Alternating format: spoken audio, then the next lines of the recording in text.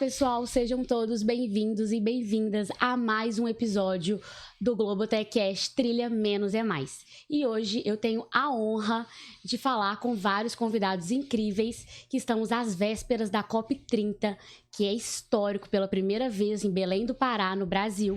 Eu sou a Nana Dato, sou uma mulher branca com deficiência física, tenho 1,36 de estatura, tenho cabelos ruivos, tô usando um macacão rosa e tô aqui no fundo do Globotechcast. A gente sabe que a Globo, como empresa de comunicação e mídia, tem um papel fundamental na cobertura desse evento que gera expectativa no mundo inteiro. Como eu disse, um evento histórico. Nosso jornalismo vem se preparando há muito tempo para essa cobertura, especializada para essa COP30. Além disso, a agenda ESG da Globo, que é uma agenda pública, conversa diretamente com as ambições da ONU. Por isso, estaremos presentes também junto ao setor empresarial, participando de side events e parcerias estratégicas, como o The Earthshot Prize, que acontece no Rio de Janeiro, no Museu do Amanhã, uma semana antes da COP30. Com todo esse contexto, eu tenho a alegria de receber convidados incríveis aqui na mesa e também de casa. Cristóvão Ferrara, diretor de Valor Social da Globo e líder do Compromisso 6 da Agenda ESG sobre Educação. Seja bem-vindo, Cristóvão. Obrigado, Nana. Maurício Gonzalez, diretor do Centro de Serviços Compartilhados e líder do Compromisso 4 da Agenda ESG sobre conscientização ambiental. Seja bem-vindo, Maurício. Muito obrigado. Paula Paiva, que está de casa, nossa jornalista e repórter do G1. Seja bem-vinda, Paula. Obrigada, Nana. O Vini, que é o gerente de governança e planejamento do jornalismo da Globo. Seja bem-vindo, Vini. Obrigado, gente. E Felipe Vilela, diretor do prêmio Earthshot Prize no Brasil. Seja bem-vindo, Felipe. Muito obrigado. Gente, para a gente começar a conversar um pouquinho, entendendo o COP30, que a gente sabe que já falamos várias vezes, né, no podcast aqui e escutamos o tempo todo nas mídias. Eu queria, Paula, você, jornalista de uma dos principais veículos, né, de comunicação do país, a gente sabe que, né, temos várias coberturas e reportagens a todo vapor. A gente já está falando da COP30 ali nos nossos veículos 100 dias antes, né, da COP acontecer. Como que você vê a importância e a relevância da COP no Brasil? Qual que é a importância da gente ter esse marco histórico no nosso país? Oi, Nana. Primeiro, quero agradecer o convite de estar aqui. É um prazer estar com todos vocês e começando pela minha descrição, né? Eu sou uma mulher branca de 1,67 m, cabelos e olhos pretos, estou com um blazer marrom e só não quis te interromper, Nana, mas eu não estou em casa, estou numa sala de reunião aqui na Globo São Paulo, então estou aqui do telão junto com o Vini. Falando agora sobre a COP, né? Eu queria falar rapidamente um pouquinho do que é a COP, né? Muitas vezes o pessoal que assiste nem sempre está por dentro. A COP é a Conferência do Clima da ONU, né? Hoje é o principal espaço de debate, discussão, negociação sobre o clima no mundo. COP é uma abreviação que vem de Conferência das Partes. E é interessante que o embrião da COP nasceu aqui no Brasil, na ECO 92, né? Quando foi criada a Convenção Quadro das Nações Unidas para a Mudança do Clima. Essa Convenção Quadro entrou em vigor em 94 e a primeira COP foi em 95, em Berlim, na Alemanha. E aí, ao longo desses 30 anos de COP, né, já foram firmados acordos muito importantes, como o Protocolo de Quioto, no Japão, em 97, o Acordo de Paris, em 2015. E esses acordos, são um baita desafio, Nana, porque assim, a gente está falando, né, de uma reunião de 198 países membros, a gente ainda não sabe quantos que vão estar aqui nessa COP, mas considerando todos os países membros da ONU, imagina, de realidades e interesses completamente diferentes, passando do Paraguai ao Vietnã, Austrália, China, Brasil, e tentando encontrar um denominador comum. Então, você imagina a dificuldade que é, né, de encontrar esse denominador comum, de discutir, de chegar a um consenso, porque tem essa questão também, as COPs atuam por consenso, essa é a regra, não é maioria, né? Ah, não, vamos votar, maioria decidiu, é isso, é consenso. Então, às vezes, um país que tem alguma discordância trava uma discussão inteira, né? Então, isso mostra um pouco do baita desafio que é reunir todas essas nações e tentar chegar a esse consenso. Como você falou, é a primeira vez que a COP acontece no Brasil, nesses 30 anos, é a primeira vez que acontece na Amazônia também, né? Considerando que a Amazônia faz parte de vários países. Isso é muito simbólico, porque a Amazônia teve no centro dos debates em várias COPs, né? Dubai, Egito, Paris, e agora a gente vai ter essa discussão na Amazônia. Isso faz muita diferença. Se espera também uma representatividade muito grande de movimentos indígenas, quilombolas, dos povos tradicionais.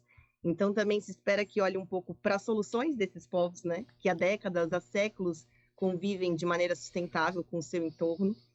Então, esse é um simbolismo muito grande de ter essa COP na Amazônia. De ter aqui no Brasil também é muito importante, porque é uma oportunidade histórica do Brasil se firmar como uma liderança nas negociações climáticas, do Brasil mostrar os seus esforços, né, nesse sentido, o que faz pela preservação das florestas, o que faz em energia renovável. A gente tem uma matriz energética quase metade renovável, que é referência mundial, então a gente tem coisa para mostrar para o mundo. E também, claro, por outro lado, né, é uma vidraça muito grande, né? Ser aqui no Brasil também faz com que os holofotes estejam nos nossos desafios, nos nossos gargalos, nos números de desmatamento, né? Na recente aprovação da exploração na Foz do Amazonas, tudo isso vai estar em holofote no mundo inteiro nessas 2 semanas de COP. Então, acho que por isso toda essa importância de ter uma COP na Amazônia e no Brasil. Muito obrigada, Paula. Realmente, né, a gente nem precisa questionar aqui a importância realmente de falarmos de COP30, ainda mais sendo na Amazônia, como você disse. Mas conta pra gente como que surgiu a ideia de fazer esse letramento ambiental pelos nossos portais digitais, assim, né? Como que foi a aderência, a audiência do público? Se você percebeu, assim, que a galera tá com interesse real no tema ou não, tá distante da população. Como que você observa isso? Nana, essa ideia surgiu no primeiro semestre, né, quando a gente estava discutindo no G1 o que fazer para a COP, o que produzir, quais especiais. E aí essa foi uma ideia do nosso diretor, o Renato Franzini, muito focado no monitoramento que a gente faz em tempo real do que as pessoas querem saber. Aqui no G1, tem alguns anos já, na verdade, a gente percebeu que as pessoas fazem muitas perguntas para tentar entender as notícias, né? A gente consegue ver isso nas buscas em tempo real. E até queria trazer um dado de uma pesquisa que saiu esse ano da Reuters, que mostra que 9% das pessoas acham as notícias muito difíceis de entender. São as notícias no mundo, né? E 18% não vêem aplicação na sua vida.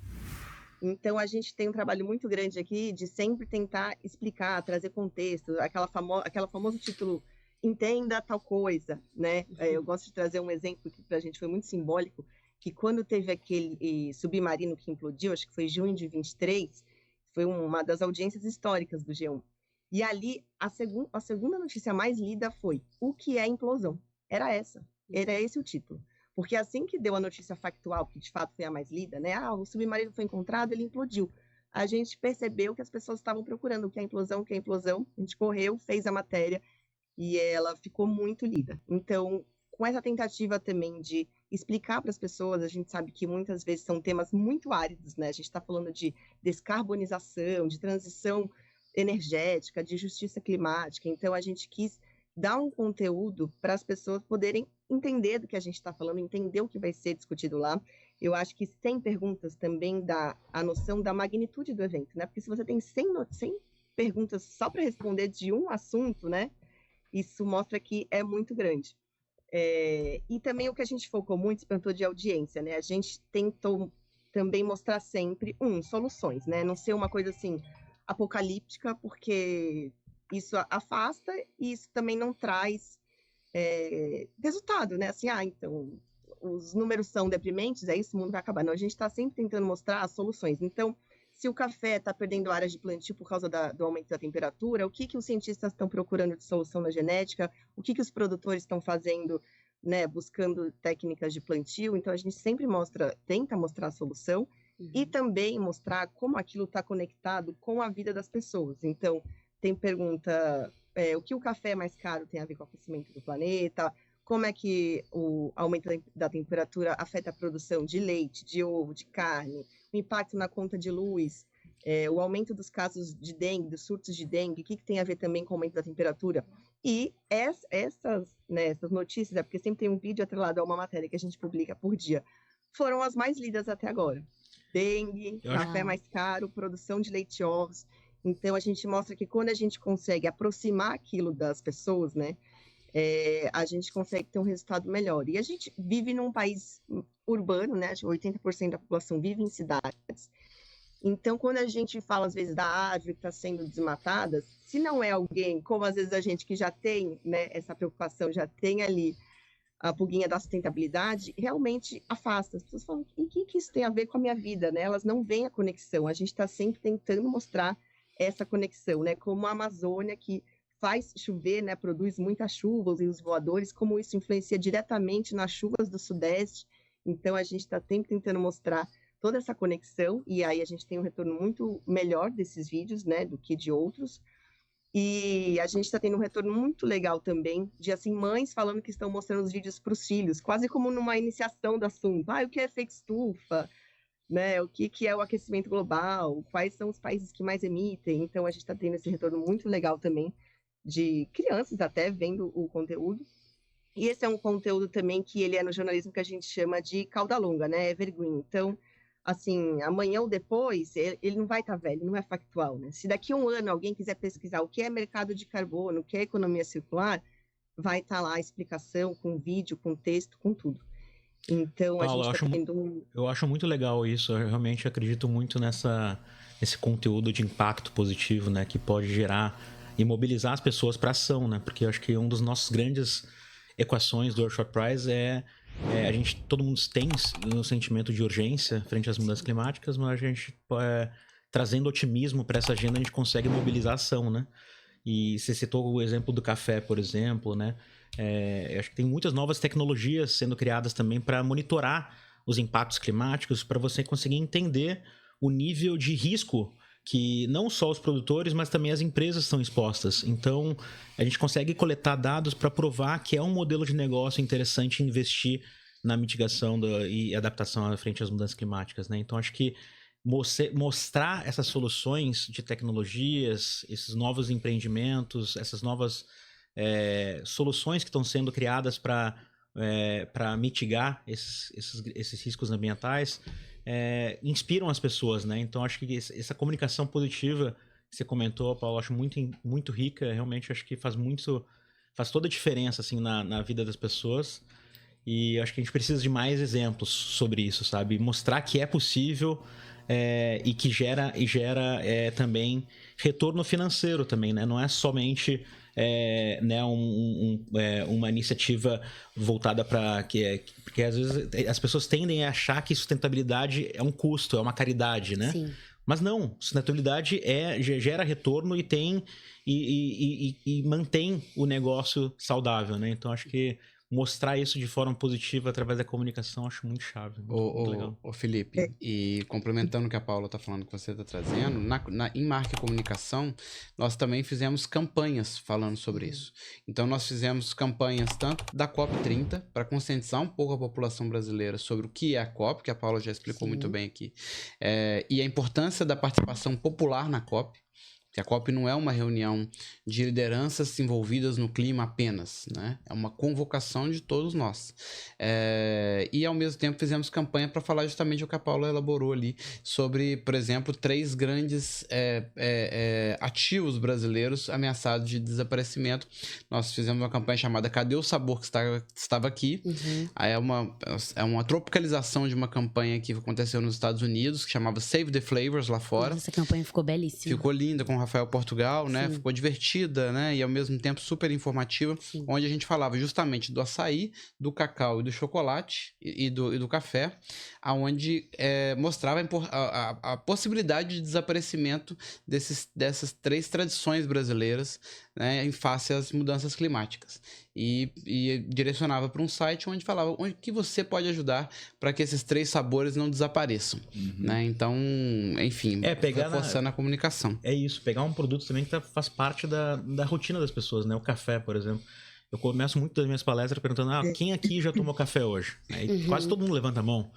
E aí eu falo, poxa, se a gente continuar produzindo café em monocultivo do jeito que a gente produz hoje, a gente não vai ter café em 2050.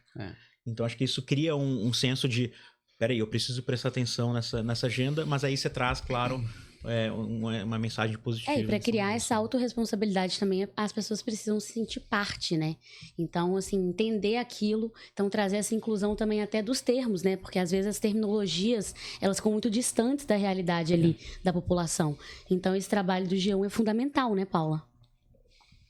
Isso, obrigada, né? Eu queria complementar o que o Felipe falou, né? Inclusive do café, né? No nosso vídeo de economia circular, a gente mostrou uma iniciativa que pega a borra do café, que é uma coisa que vai para o lixo na casa do brasileiro todo dia, e usa para produzir cogumelo, né? Então, um lixo que ali vira recurso em uma nova cadeia.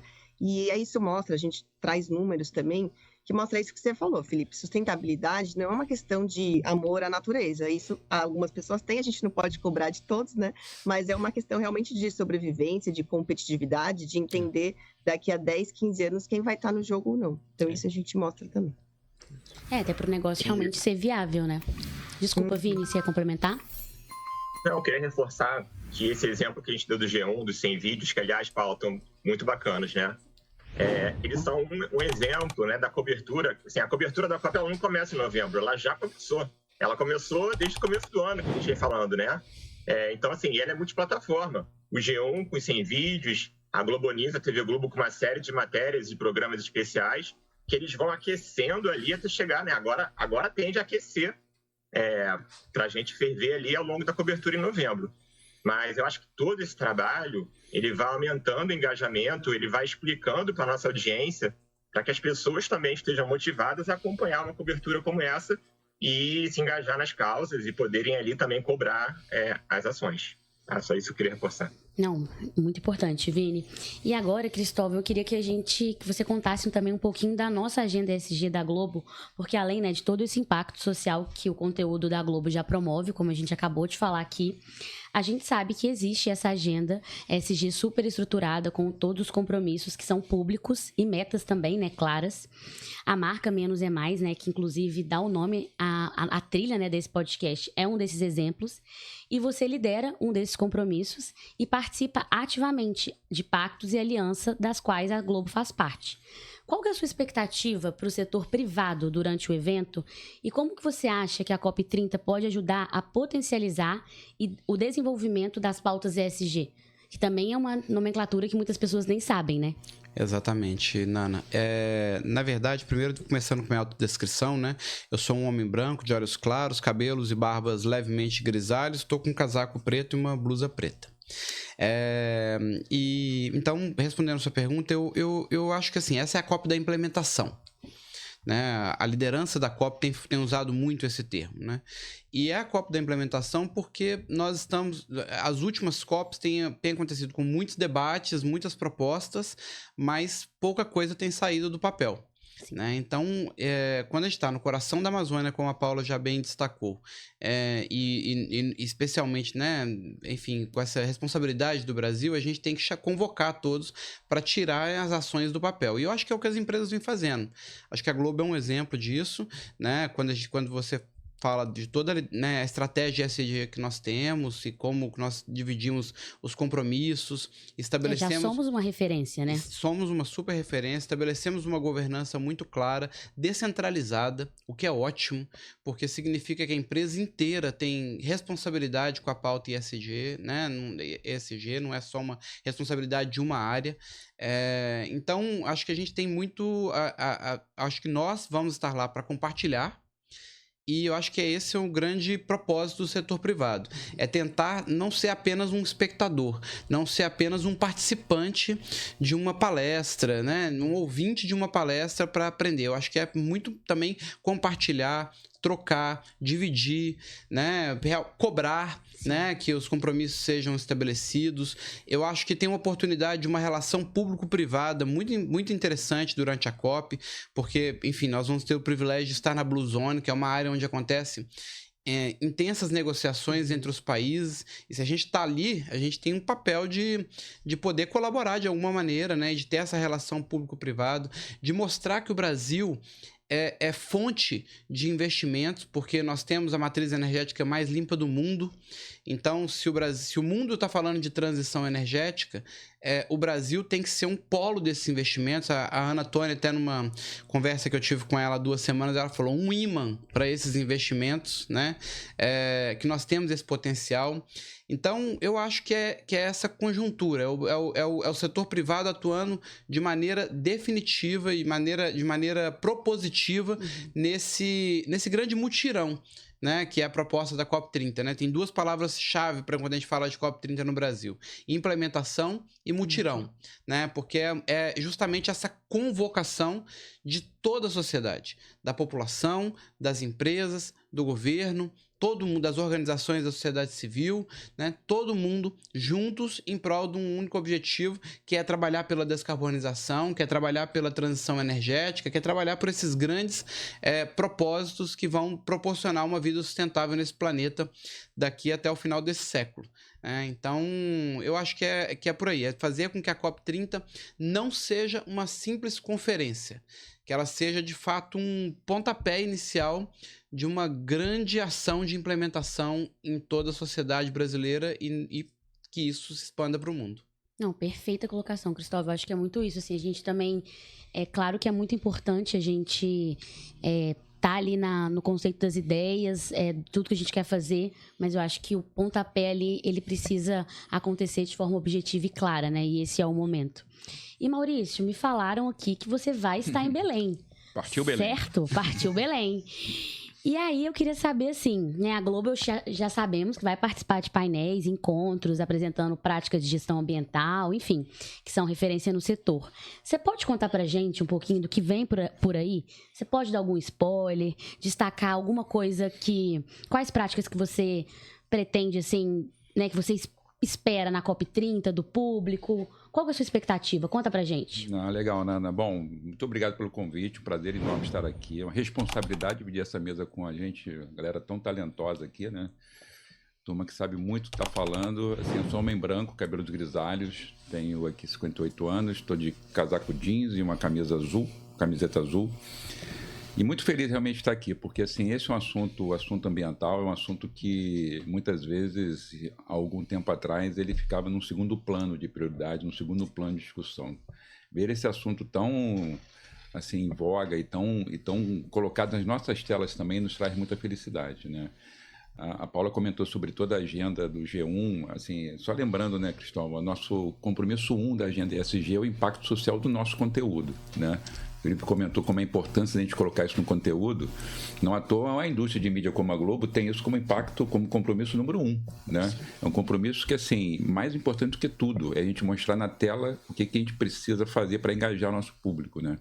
Você comentou sobre questões de tecnologia. Eu lembro que recentemente o Jornal Nacional trouxe uma série de reportagens como a tecnologia pode ajudar a agricultura nas questões relacionadas à crise climática. Enfim, isso é muito bacana ter esse tema sendo discutido e tão amplamente debatido. Assim, a minha expectativa para a COP é gigante, né? A gente lógico, estava muito preocupado com a adesão dos países, de que maneira a COP seria realmente representativa. Na medida que o tempo foi passando, as coisas foram se resolvendo, né? As coisas foram se ajustando. E a gente vai para a COP com uma expectativa muito grande de compartilhar nossa experiência aqui na Globo. A gente aqui, falar de realização é uma coisa que nos deixa muito felizes, porque a gente aqui realiza muito. No tema de economia circular, a gente está muito próximo de chegar a bater uma meta que a gente tinha mirado em 2030. A gente provavelmente vai antecipar isso, de ser uma empresa 100% aterro zero, né? Então isso é um negócio que a gente tem feito muito esforço e a gente deve chegar e vai conseguir chegar a isso antes até do prazo, de energia renovável. Agora, especialmente um tema que eu tenho muito interesse, que a gente vai debater, é o tema relacionado à nossa cadeia de valor, né? Porque uma coisa é a gente falar do escopo 1, né? Para quem está nesse negócio, você conhece, o escopo 1 é aquilo que tem a ver com nossas operações diretas, o escopo 2 tem a ver com a nossa matriz de energia, e o escopo 3 tem a ver com nossos parceiros, fornecedores, aquilo que indiretamente a gente gera em termos de emissão. E é um tremendo desafio, não só para a Globo, mas para qualquer empresa cuidar desse escopo 3, né? E a gente vai discutir sobre isso. A gente aqui na Globo tem um programa hoje já bastante sólido de relacionamento com os nossos fornecedores. A gente chama de programa de compras sustentáveis, em que a gente justamente incentiva a nossa cadeia a também entrar nessa jornada, nessa agenda de descarbonização, colocando para eles o seguinte: olha, no futuro muito próximo, a Globo vai escolher seus fornecedores com base nessa agenda. Hoje a gente faz um processo de cultura, né? A gente faz workshop, a gente ensina, porque a Globo tem fornecedores de diversos tamanhos. Tem o Google gigante, tem uma Microsoft gigante e tem uma empresa que hoje fornece cenários aqui para os estúdios. Então, assim, são empresas de diversos portes. Nosso papel é trazê-los todos para essa agenda, não deixar ninguém de fora. Então, a gente tem hoje a nossa Academia do Fornecedor, que a gente apresenta conteúdos para essas empresas.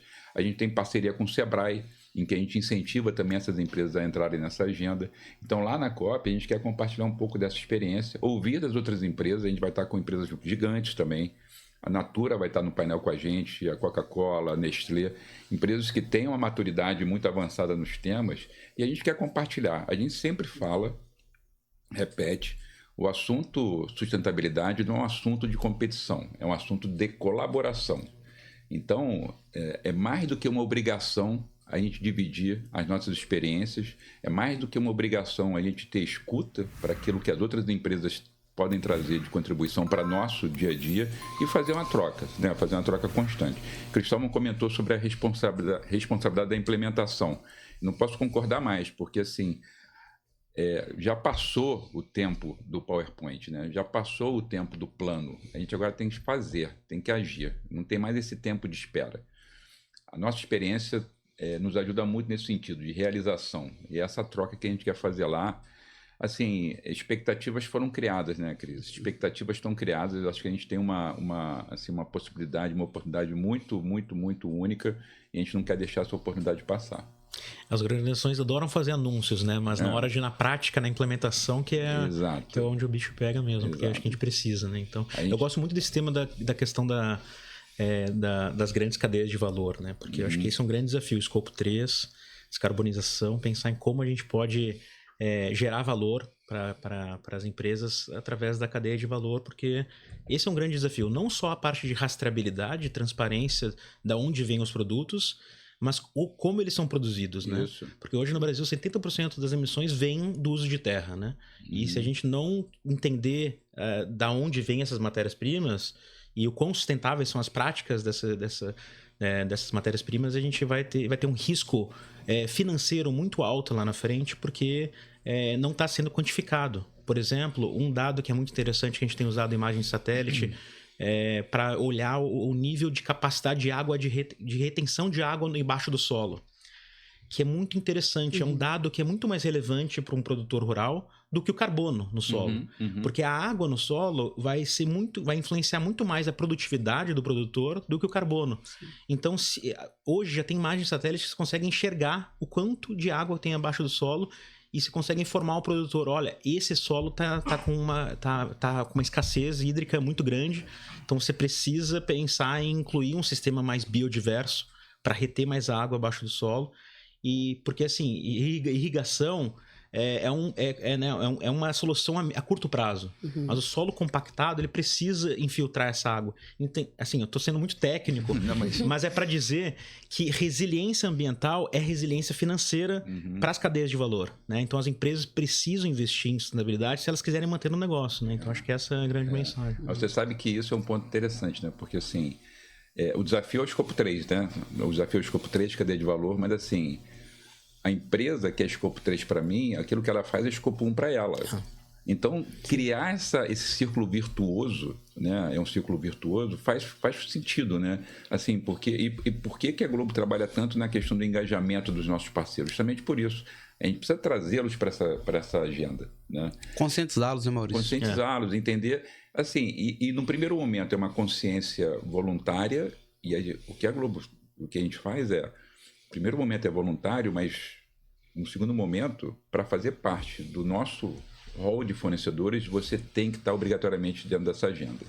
Vai ser uma decisão de contratação da Globo as empresas estarem aptas para isso. Só que a gente quer dar o tempo de preparação para daí então tomar uma transição, né? Uma transição. A gente quer dar essa oportunidade, é nessa agenda que a gente está trabalhando, entendeu?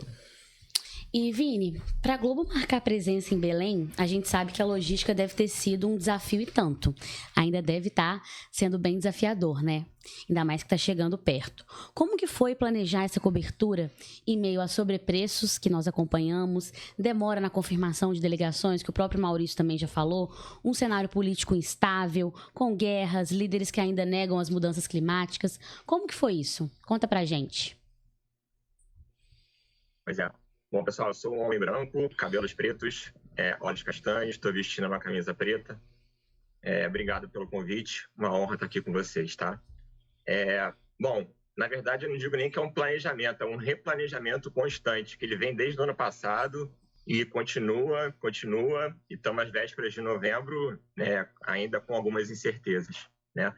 Mas para fazer um planejamento bacana de uma cobertura como essa, quanto mais informação a gente tiver, facilita muito a nossa vida, né? E o cenário que a gente estava era de incertezas, dúvidas, nos mais diversos campos, né? Desde que delegações virão, até se Belém estaria pronta para fazer o evento todo, se haveria possibilidade de migrar para o Rio de Janeiro ou para outro lugar. Então, quando fui ali em janeiro, diante de tantas incertezas, a gente decidiu ir para Belém, né? Eu, a Fátima Batista, que é gerente de projetos, o Rogério Neri, responsável pela produção da Rede Mesa, fomos com um guia também de tecnologia. A gente foi a campo para conversar de perto, tentar conhecer os locais da Blue Zone, da Green Zone, para tentar entender assim, que infraestrutura nossas equipes teriam. A gente vai conseguir ter um estúdio, vai conseguir ter uma redação, como é que a gente vai distribuir nossos repórteres para onde, né? E a gente encontrou uma Belém que era, na verdade, um canteiro de obras, né? A Blue Zone, a Green Zone era barro, né? Era terra batida. Era uma zona só. Só tinha um sonho. Pois mas foi um momento, acho que super importante, porque a gente não saiu de lá com todas as respostas, mas acho que a gente fez conexões com pessoas importantes, né, ali, para manter o contato e se atualizar ao longo do ano. Também fomos a Brasília, na busca dessas informações, logo na sequência, e o mesmo sentimento, tá? Fomos muito bem recebidos, uma boa vontade de ajudar, mas as informações ali, naquele momento, ainda não eram concretas. E aí, o desafio era, cara, que investimento que eu vou fazer? Né? Qual o tamanho do meu investimento? Quantas pessoas vão para Belém? Eu vou montar um estúdio, não vou? E aí, o tempo foi passando, a gente teve a questão da hospedagem, que sem dúvida foi a questão mais crítica, né? E aí, Maurício, fazer elogio aí para a galera, a Jade, a Paula, a Aline, né? Assim, parceiraças o tempo todo. E quando foi ali janeiro e fevereiro, começaram a surgir aquelas primeiras cotações de hotel, né? E já preocupavam, porque a gente tinha acabado de ir para Belém, e só para ter noção, assim, a primeira diária que surgiu, comparando com o valor que a gente tinha pago na nossa hospedagem, era quase 2 semanas em Belém pagando um dia, né? Assim, naquele momento. Mas não eram valores absurdos, né? Estamos falando de coisa de 2.000, 3.000 por dia. Só que a gente não sabia aonde isso ia parar, né? E aí surgiu uma oportunidade da gente buscar a primeira leva de quartos. Não conseguimos todos os que a gente queria, né? E buscamos. Acho que foram 35 quartos nesse momento. A partir dali, e depois a gente concluiu que fizemos um bom negócio, porque a partir dali os valores triplicaram, quadruplicaram. As diárias que estavam em 3.000, a gente não achava menos que 9.000, né? E aí foi o momento que a gente parou e falou, gente, a gente vai fazer a nossa cobertura com esse efetivo contratado. Não vamos alugar, não vamos aumentar mais o escopo, ficou uma situação absurda, vamos nos organizar com isso, tá? E aí a gente achou que estava abafando, que a gente tinha os hotéis ali para o período da COP30, né? E aí o evento antecipou a cúpula dos líderes para o dia 6 e para o dia 7. E aí a gente estava um período descoberto com a hospedagem. E voltamos à estaca zero. Né? Não a estaca zero, mas voltamos assim, cara, um momento super importante. Estão chegando os líderes mundiais. Não dá para ficar de fora, né? Exato, é um momento super relevante da cobertura. E aí começou tudo de novo. E aí, cara, as cotações estavam estratosféricas, né? E começamos a avaliar diversas opções. Tinha um navio, tinha aluguel de casa. E no final, foi a solução que a gente chegou. A gente alugou uma casa, a gente abriu mão de 4 quartos do hotel, pegamos essas diárias e deslocamos esses dias para o dia 6 e 7. Então, abrimos mão de 4 apartamentos ali, pegamos essas diárias e jogamos para o período que precisava, né? E assim a gente resolveu o problema da hospedagem. Mas tem outros desafios também, né? A mobilidade, como as nossas equipes vão se deslocar em Belém. A alimentação também, a gente está atento como vai ser o modelo de alimentação, se vai funcionar direitinho. Enfim, somos 40 funcionários da Globo que vão para Belém, entre jornalismo, TV Globo, Globo News, G1 e tecnologia, né? Teremos ancoragens, teremos apresentadores da Globo News fazendo ancoragens de lá, gravações com André Trigueiro, por Cidades e Conexões ao vivo, gravação do programa da Miriam Leitão, matérias e programas especiais ali ao longo de todo o período da COP.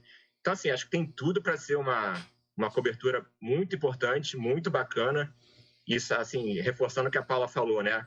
A gente vai retratar a realidade, mas vamos dar caminhos, soluções. Tem muita gente fazendo muita coisa bacana, dar luz aos debates, escutar todas as vozes e vamos fazer um trabalho muito bacana, sem dúvida. Tenho certeza que sim, né, Vini. O problema de um é a solução do outro, porque quando o Vini pegou esses 4 quartos e dispensou, um deles eu peguei. E aí por isso que eu tô conseguindo ir. Maurício. Entendeu? Tá Obrigado, vendo? Vini. Colaboração, como o Maurício já tinha falado. COP30 é colaboração. Felipe, agora falando um pouquinho do prêmio Earthshot, que é uma premiação, né, que reconhece soluções sustentáveis e escaláveis com o selo do Príncipe William, né, chiquérrimo, que traz muita credibilidade para o prêmio, lógico. E essa é a 5ª edição e a primeira na América Latina, justamente na semana que antecede a COP30, e vai ser aqui no Rio de Janeiro, no Museu do Amanhã. E sim, isso foi proposital, essa sinergia entre os temas, a premiação, os debates da COP30, como que foi pensado? Conta pra gente. Perfeito, não, maravilha. Primeiramente, sou um homem branco, gaúcho, tô com uma camisa branca, com uma calça preta e utilizando 2 marcas que eu admiro muito, que trazem um impacto muito legal, que é a Patagônia e também a Vertuous. Isso não é um marketing não, mas é porque elas merecem a sua divulgação pelo trabalho incrível que elas apresentam, né?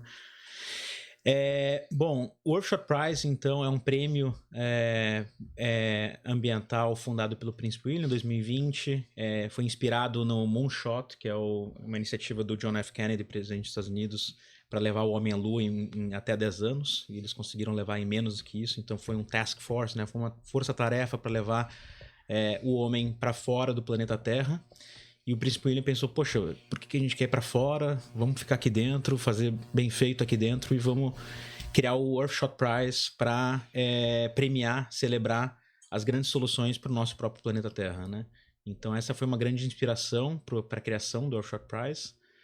O prêmio já rodou Londres, Boston, Singapura, África do Sul, e essa é a primeira edição na América Latina, no Rio de Janeiro, de fato. Então a gente está super animado com a vinda dele aqui para o Brasil pela primeira vez.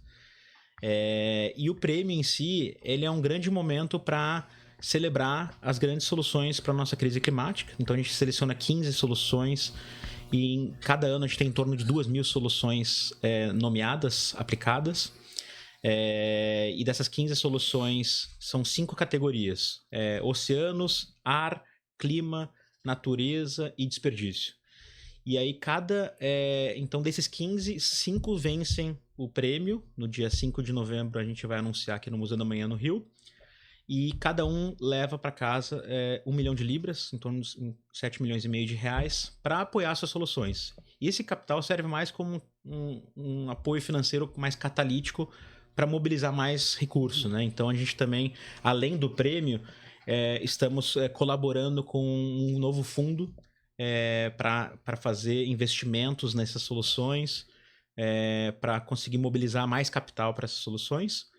E assim, são soluções que são agnósticas em termos de modelo de negócio. Então não é só com fins lucrativos, tem também sem fins lucrativos, tem iniciativas de governo, como no Brasil, a gente tem 2 finalistas brasileiros esse ano, a Regreen, que é com fins lucrativos aqui do Rio, e o TFFF, iniciativa do governo, que inclusive vai ter um prestígio muito grande na COP30. Estiveram agora na Indonésia fazendo negociações para conseguir para a roda de investimento deles, que eles estão numa rodada tentando captar 25 bi com governos e 100 bi com investidores institucionais.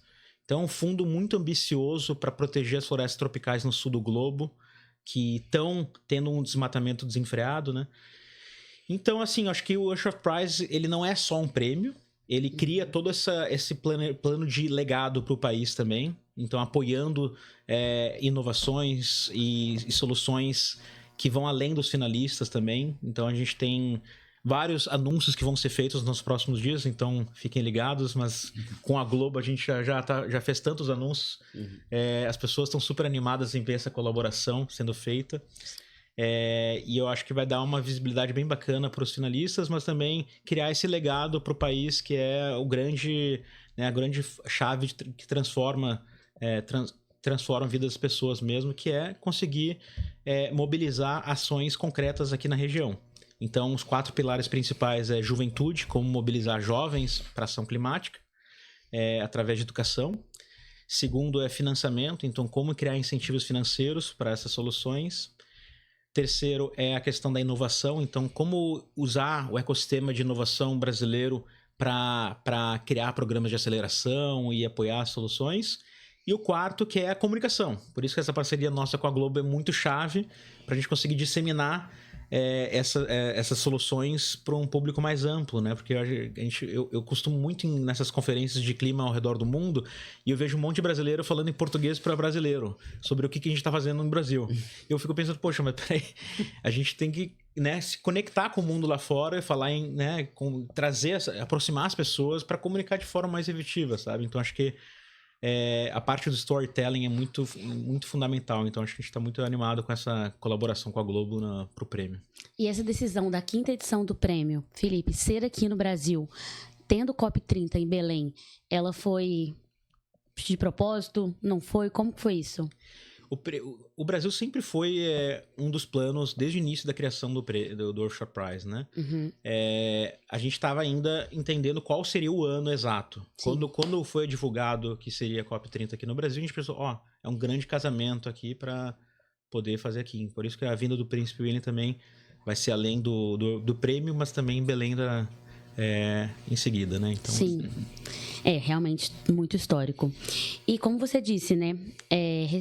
Recentemente vocês divulgaram, né, os finalistas, são 5 categorias, 3 finalistas de cada, totalizando 15 iniciativas sustentáveis do mundo todo, e temos brasileiros na lista, como você mesmo disse.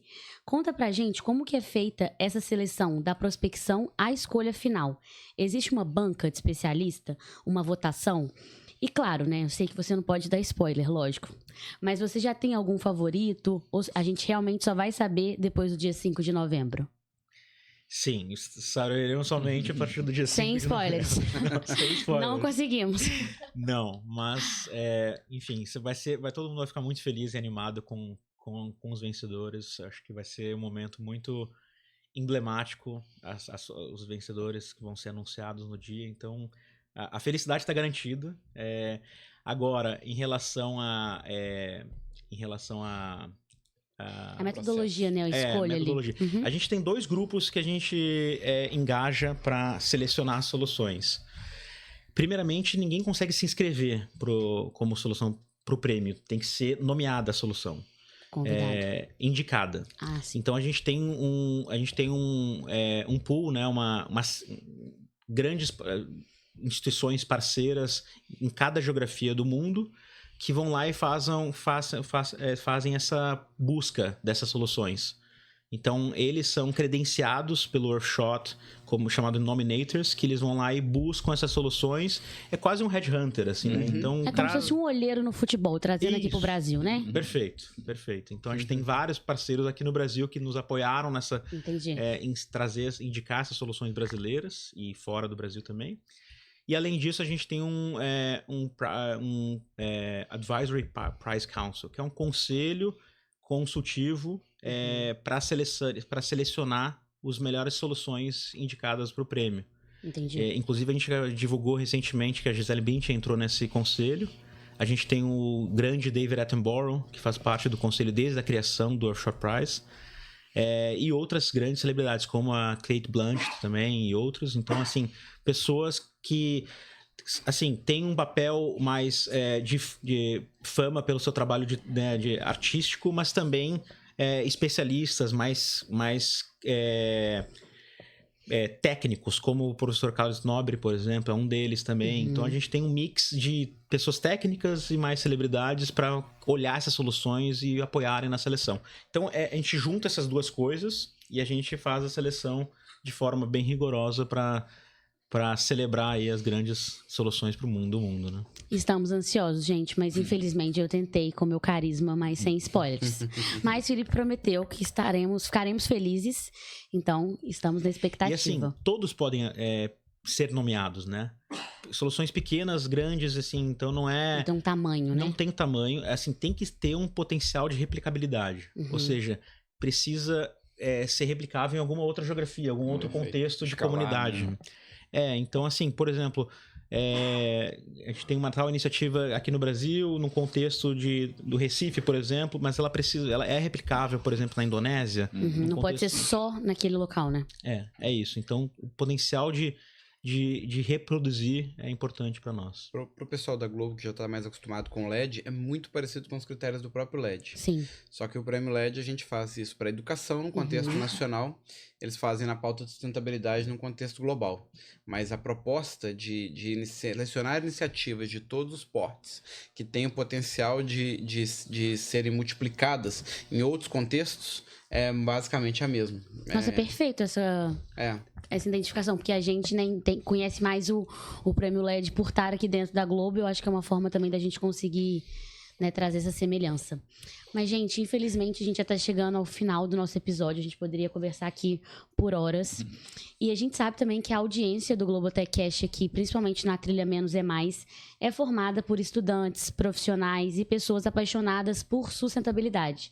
E nesse papo de hoje, pessoal, a gente conversou muito que sustentabilidade não é caridade, não é só amor pelo meio ambiente. Claro, né, Paula, que temos pessoas que têm amor pelo meio ambiente, que bom, somos essas pessoas também, mas também é sobre fazer um futuro ser viável, é sobre a nossa sobrevivência também. E a gente sabe que desde o lançamento da Academia de Fornecedores aqui da Globo, o Maurício falou sobre isso, junto com o Sebrae, a gente vem fortalecendo a trilha de aprendizado que impacta toda a nossa cadeia de valor.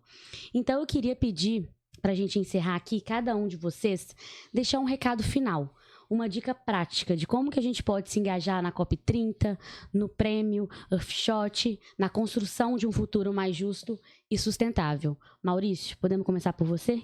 Podemos. Assim, eu acho que a dica prática... Bom, antes de mais nada, quero mais uma vez agradecer o convite e dizer que foi muito bom participar aqui com vocês. Sempre uma ótima oportunidade de estar junto. O Globotechcast realmente é uma janela para a gente extremamente importante para a Trilha Menos é Mais, um negócio que a gente realmente curte muito, né? Assim, eu acho que a gente falou muito aqui de implementação, da hora é agora, né? Eu acho que as pessoas precisam entender que cada uma delas tem o seu papel nesse trabalho, né? Não é esperar o outro, não é esperar o governo somente, não é esperar a empresa, mas cada um na sua individualidade, fazendo o seu papel, a soma do coletivo tem muita força. Muitas vezes a gente pensa que, assim, a culpa, né, ou a responsabilidade está ali no vizinho.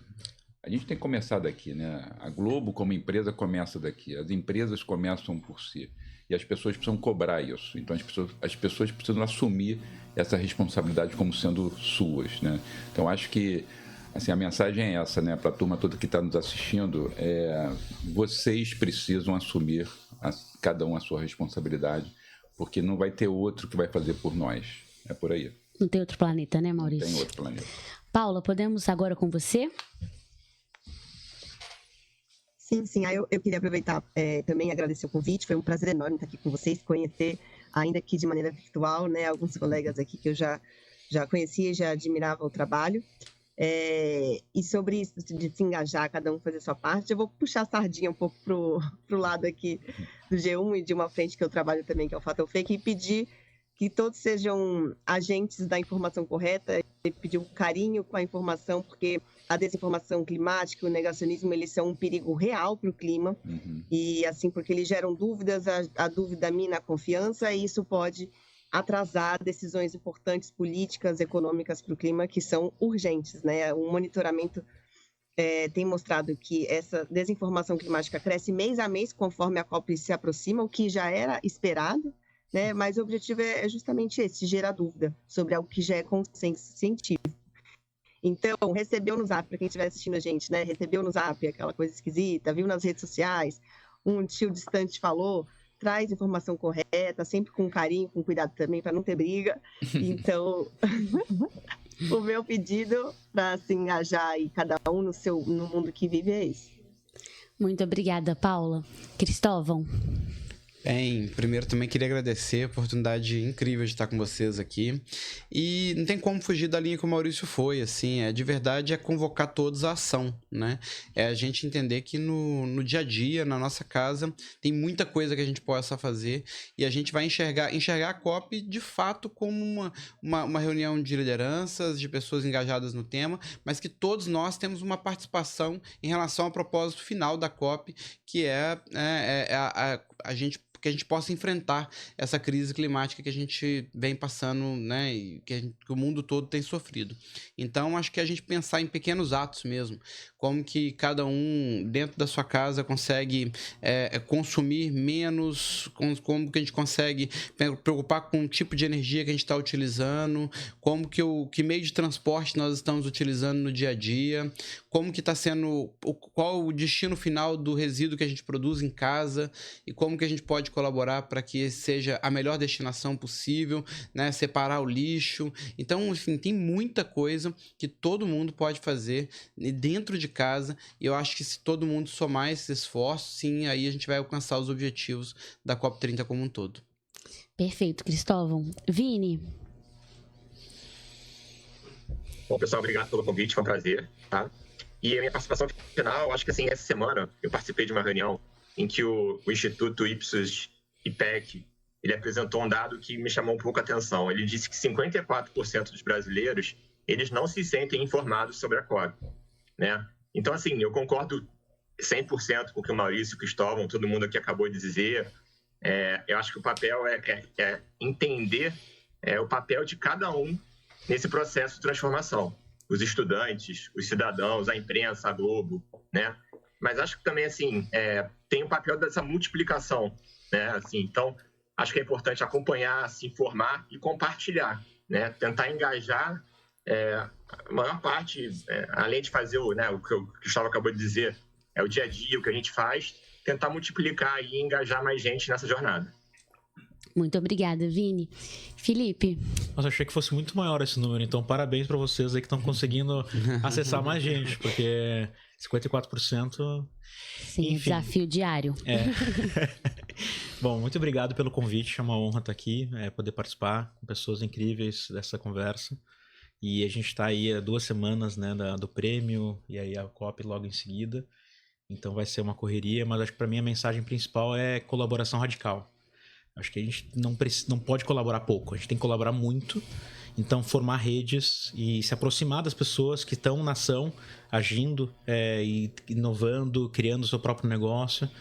Porque eu acho que o que realmente faz toda a diferença, eu estou inclusive vendo o ODS ali naquela caixa, que é, né? Sim. Então, acho que assim, realmente a gente colaborar, ter esse espírito de se conectar e formar esse ecossistema, porque às vezes... no mundo que a gente vive hoje, com a situação geopolítica, tudo, a gente se sente isolado, né?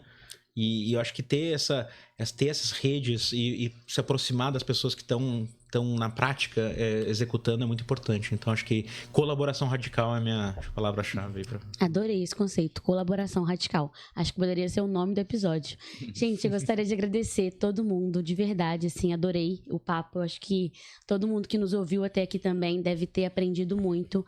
Que a gente siga junto na colaboração radical, que vocês também que estão aí acompanhando, né, enfim, de casa, plataforma digital, possa continuar entendendo a sua autorresponsabilidade também quando a gente fala de mudança climática, quando a gente fala de sustentabilidade.